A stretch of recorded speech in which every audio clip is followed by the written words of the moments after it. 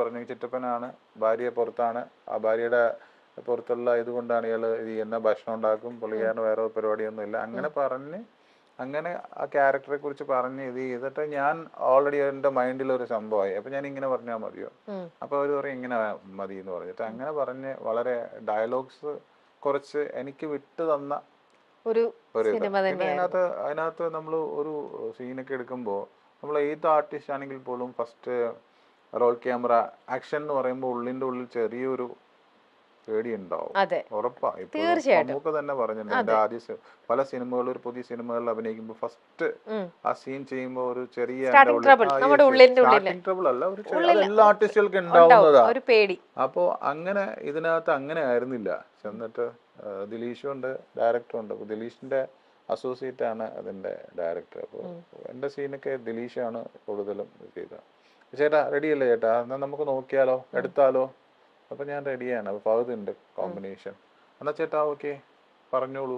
Action ഒന്നും പറഞ്ഞിട്ടില്ല, അങ്ങനെ പറഞ്ഞോളൂ എന്ന് പറഞ്ഞാൽ നമുക്ക് ഭയങ്കരമായിട്ട് ഒരു സ്പേസ് തന്ന് ഒട്ടും ഇതല്ലാണ്ട് ഭയങ്കര ഇത് ചെയ്താ അങ്ങനെ സംസാരിച്ച എനിക്ക് എല്ലാം ഫസ്റ്റ് ടേക്ക് ഓക്കെ ആയിരുന്നു. അത് ഒരു സീനിൽ മാത്രം ഫഹദ് ചിരിക്കുന്ന ഒരു ചിരി ഉണ്ടായിരുന്നു. ഞാൻ പറഞ്ഞ അതിനകത്തെ ഡയലോഗ് അങ്ങനെ പറയുമ്പോഴേ, കാര്യം ഞാനിവിടെ കല്യാണം കഴിച്ച് വന്നപ്പോൾ ഇവിടുത്തെ ആൾക്കാരൊക്കെ പറയും, ഭക്ഷണം ഉണ്ടാക്കണ കണ്ട പറയും എന്തെങ്കിലും കുറ്റം പറയാൻ ചാൻസ് ഉണ്ട്. പക്ഷെ മോള് എനിക്ക് ഒരു ഇവിടെ തെറ്റിപ്പോയി, അവിടെ തെറ്റിയില്ല. അതായത് കുറെ ആയില്ലേ അത് കേട്ടിട്ട്, കുറെ ആയി. അപ്പോൾ നമ്മളൊരു തൂവൽ പക്ഷികളാണ് എന്ന് പറയുന്ന സാധനത്തിനകത്ത് ഫഹദ് ഇത് കേട്ടിട്ട് ഒരു ചിരിയുണ്ട്. അത് ഓൺ ദി സ്പോട്ടിൽ വന്ന അവനൊരു ബോൺ ആക്ടറാണ് കേട്ടോ ഫഹദ്. എനിക്ക് ഭയങ്കര ഇഷ്ടമുള്ള നടനാണ്. കാര്യം ഞാൻ നേരത്തെ പറഞ്ഞ പോലെ ദുൽഖറിന് ഓപ്പോസിറ്റ് വില്ലൻ, ദുൽഖറിന് ഓപ്പോസിറ്റ് ഫഹദ് വന്ന അടിപൊളിയായിരിക്കും. രണ്ടും തമ്മിൽ വില്ലനും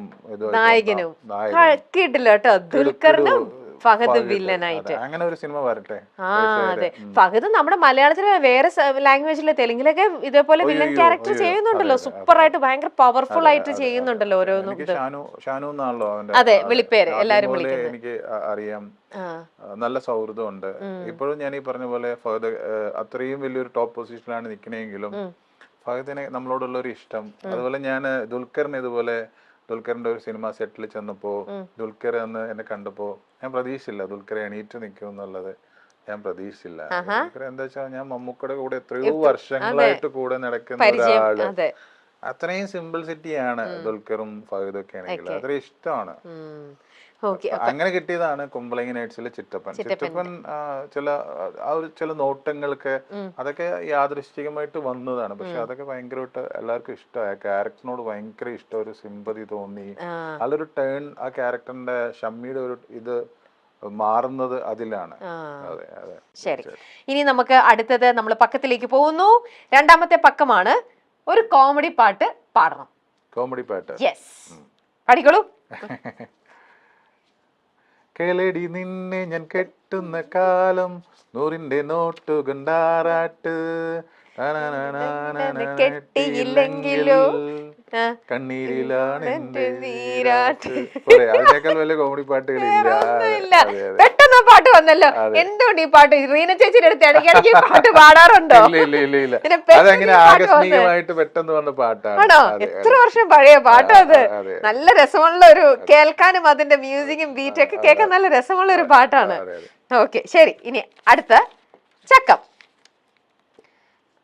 റിയൽ ലൈഫിൽ ഞാൻ വളരെ റൊമാൻറ്റിക് ആണ്. 100%.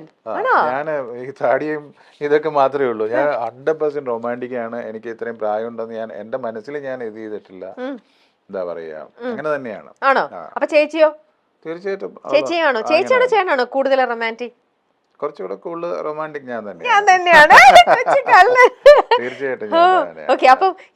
റൊമാൻറ്റിക് അല്ല എന്നുണ്ടെങ്കിൽ നമുക്ക് ഇതുപോലെ ഹാപ്പിനെസ് ആയിട്ട് ഇരിക്കാൻ പറ്റത്തില്ല. നമുക്ക് നമ്മുടെ എല്ലായിടത്തിനും ഒരു ബ്ലോക്ക് വരും, എല്ലായിടത്തും. ഞാൻ അങ്ങനെ എനിക്ക് സങ്കടങ്ങൾ വരുമ്പോഴാണെങ്കിലും ഇപ്പൊ ഈ സിനിമയുടെ സംഭവത്തിൽ ഒരുപാട് വലിയ വിഷമഘട്ടത്തിലൂടെ കയറി വന്നെങ്കിൽ പോലും ഞാൻ അത് പിടിച്ചു നിൽക്കാനായിട്ട് എനിക്ക് ഞാൻ അങ്ങനെ അങ്ങ് പോകത്തില്ല. മോളുടെ കല്യാണം ആവുന്നു, അപ്പൊ പോലും എനിക്ക് ഒരു തരത്തിലും ഒരു ഞാൻ അങ്ങ് ഇടിച്ചു കയറി അങ്ങ് പോകും. ഹാപ്പിനെസ് തന്നെ, സന്തോഷം തന്നെ.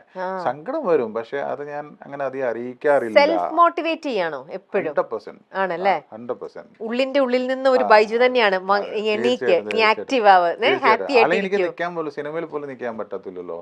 ഞാനിപ്പോഴും കറണ്ട് ഈ പറയുന്ന എത്രയും, ഞാൻ പറഞ്ഞില്ലേ, ഞാൻ സുകുമാരൻ ചേട്ടൻ, രതീഷ് ചേട്ടൻ, കൃഷി, അങ്ങനെ അവരോടൊപ്പം അഭിനയിച്ചിട്ട് ഇപ്പോഴും സുകുമാരൻജിന്റെ മകന്റെ കൂടെ അല്ലെങ്കിൽ ദുൽഖറിന്റെ കൂടെ അഭിനയിക്കാൻ പറ്റിയില്ല, ഫഹദിന്റെ കൂടെ അഭിനയിച്ചിട്ടുണ്ട്.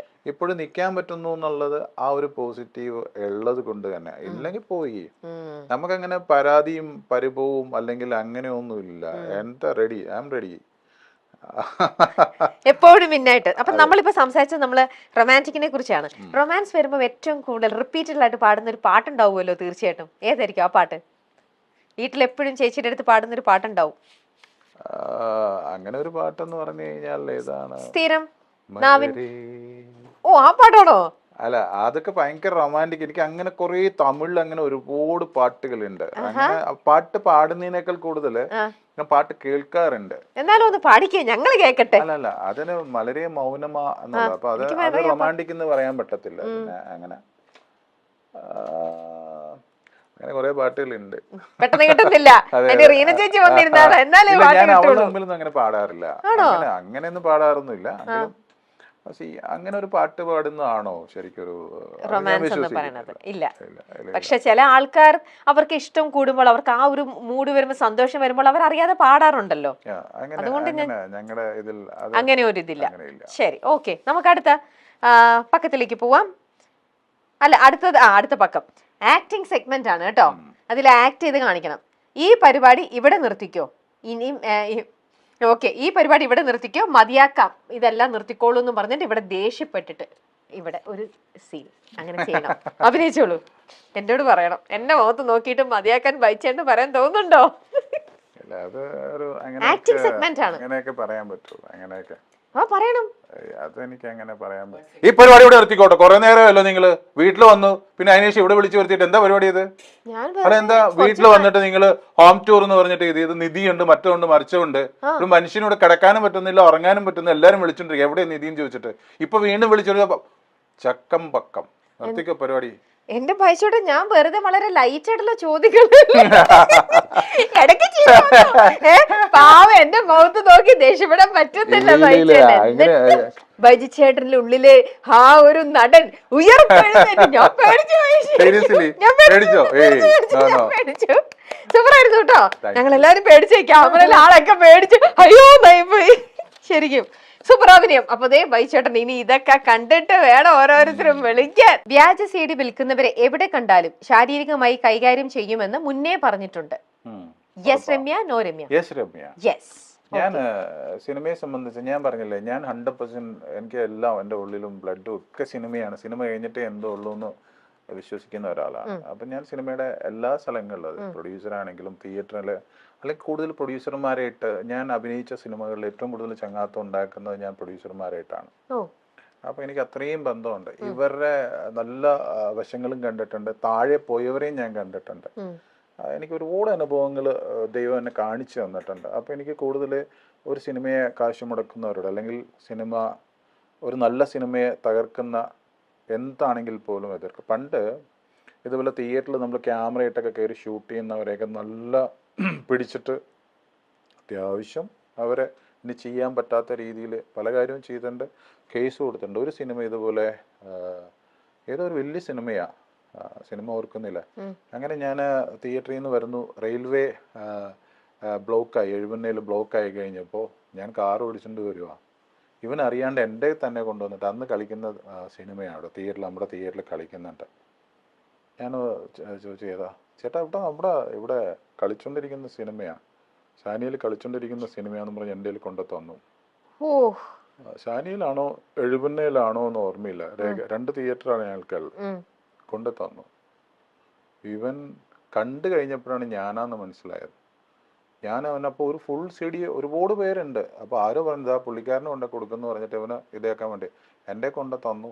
ഞാനിത് ഏത് സിനിമയാണെന്ന് ഇവിടെ ഓടിക്കൊണ്ടിരിക്കുന്ന സിനിമയാണ്, എന്തിനാ അവിടെ പോയി സിനിമ കാണാൻ പറഞ്ഞു. ഞാൻ വണ്ടി അവിടെ നിർത്തിയിട്ട് അപ്പോൾ ഗേറ്റ് തുറന്നു, വണ്ടി ചെയ്തിട്ട് ഇത് ബാക്കിയുള്ള എല്ലാം പിടിക്കണമല്ലോ. ഓടി ഇവനടുത്ത് ഓടി, റെയിൽവേ ക്രോസ് ഒക്കെ ചാടി ഓടി ഇവനെ പിടിച്ചു. ഞാൻ പിടിച്ചിട്ട് ഞാൻ ആരോ പോലീസിൽ കൊണ്ടുവന്നിട്ട് ഇവനെ കയ്യോടെ കൊണ്ടുവന്നിട്ട് ഞാൻ അവിടെ കേസാക്കിയിട്ട് പ്രൊഡ്യൂസറിലെ അസോസിയേഷനിൽ വിളിച്ചിട്ട് അവർ വന്നു. അങ്ങനെയുള്ള ആൾക്കാരൊക്കെ പിടിച്ചിട്ടുണ്ട്. സിനിമയെ നശിപ്പിക്കാൻ നടക്കുന്നത്. പക്ഷേ ഇന്നിപ്പോൾ ഈ ഞാൻ വിശേഷം എന്ന് പറഞ്ഞ സിനിമ എന്നെ കാനഡയിലുള്ള ഒരാൾ കണ്ടിട്ട് വിളിച്ചു, ഗംഭീര സിനിമയാണ് ചേട്ടാ, ഞങ്ങൾ സിനിമ ഇത് ടി വിയിൽ ഇപ്പോൾ കണ്ടുള്ളൂ, ഏതൊരു ആപ്പിന്റെ പേര് പറഞ്ഞു. അപ്പോൾ നല്ല സിനിമകൾ അതിൻ്റെ ഒരു കഷ്ടപ്പാട് അറിയില്ല. കാര്യം പെട്ടുപോയാൽ പോകുന്ന പ്രൊഡ്യൂസേഴ്സ് മാത്രമാണ്, അല്ലെങ്കിൽ ഒരു ഡയറക്ടറിന്റെ വലിയ സ്വപ്നമാണ്. അത് മാറണം. വില്ലൻ വേഷങ്ങളിലൂടെ തിളങ്ങി പിന്നീട് പോസിറ്റീവ് കഥാപാത്രങ്ങളെ മനോഹരമാക്കിയ താരമാണ് ബൈജു എഴുപുന്ന. ആദ്യകാലത്ത് ഒരുപാട് ചെറിയ വേഷങ്ങളിലായിരുന്നു ബൈജുവിനെ കാണാൻ സാധിച്ചത്. ഒരുപാട് കഥാപാത്രങ്ങൾ ചെയ്തെങ്കിലും ഇന്നും ബൈജുവിനെ ഓർത്തിരിക്കുന്ന സിനിമകളിൽ ഒന്നാണ് കുമ്പളങ്ങി നൈറ്റ്സ്. അതിലെ ബേബി മോളുടെ ചിറ്റപ്പനായിട്ട് അഭിനയിച്ച് ഞെട്ടിച്ചിട്ടുണ്ട് ബൈജു. ആ സിനിമയിലേക്കുള്ള അവസരം ബൈജു ചോദിച്ചു വാങ്ങിയതാണ് എന്ന് പറഞ്ഞിട്ടുണ്ട്. കുമ്പളങ്ങി എന്റെ വീടിനടുത്തുള്ള സ്ഥലമാണ്. പിന്നെ ചില സിനിമകൾ ഹിറ്റാകുമെന്ന് നമ്മുടെ മനസ്സിൽ തോന്നാറുണ്ട്. അതിന്റെ സബ്ജക്ട് എനിക്ക് ചെറുതായിട്ട് അറിയാമായിരുന്നു. അതിൽ ഒരു ക്യാരക്ടർ എനിക്ക് വേണമെന്ന് ഞാൻ ശ്യാം പുഷ്കറിനോട് പറഞ്ഞിരുന്നു. സോൾട്ട് ആൻഡ് പെപ്പറിൽ ബാബുരാജിന് ഗംഭീര ക്യാരക്ടർ കൊടുത്തത് ശ്യാമായിരുന്നു. അന്ന് തൊട്ട് എനിക്ക് അതുപോലെ ഒരു വേഷം വേണമെന്ന് ശ്യാമിനോട് പറയുന്നുണ്ടായിരുന്നു. അങ്ങനെ കുമ്പളങ്ങി നൈറ്റ്സ് ഷൂട്ടിംഗ് തുടങ്ങിയപ്പോൾ എനിക്ക് അതിലൊരു വേഷം തരുമോ എന്ന് ചോദിച്ചു. കുറച്ച് ദിവസത്തിന് ശേഷം നല്ലൊരു വേഷമുണ്ടെന്ന് പറഞ്ഞ് ശ്യാം വിളിച്ചു. ബൈജു എഴുപുന്ന പറയുന്നു, സ്ക്രിപ്റ്റിൽ ആ സീനിൽ ഡയലോഗ്സ് ഒന്നുമില്ല, നമ്മൾ ഒരേ തൂവൽ പക്ഷികൾ എന്ന് മാത്രമായിരുന്നു ശ്യാം എഴുതിയത്. സിറ്റുവേഷൻ പറഞ്ഞു തന്നിട്ട് ബൈജുവിനോട് ഇഷ്ടമുള്ള ഡയലോഗ് പറയാനായിരുന്നു ശ്യാം ആവശ്യപ്പെട്ടത്. ഈ സിനിമയിൽ തന്റേതായ ഒരു സ്പേസിലാണ് കഥാപാത്രത്തെ അവതരിപ്പിച്ചത്. ഡയലോഗ് സ്വന്തമായി പറയാൻ എനിക്ക് സ്വാതന്ത്ര്യം തന്ന മറ്റൊരു സിനിമ ഉണ്ടാവില്ല. അതിൽ ഞാനൊരു ഡയലോഗ് പറയുമ്പോൾ ഫഹദ് ചിരിക്കുന്നൊരു ഷോട്ടുണ്ട്. അത് ശരിക്കും സ്പോട്ടിൽ വന്നതാണ്. അവൻ ശരിക്കും ഒരു ബോൺ ആക്ടറാണ്. ദുൽഖർ നായകനായി ഫഹദ് വില്ലനായി എത്തുന്ന സിനിമ വരണമെന്ന് ഒരുപാട് ആഗ്രഹമുണ്ട്.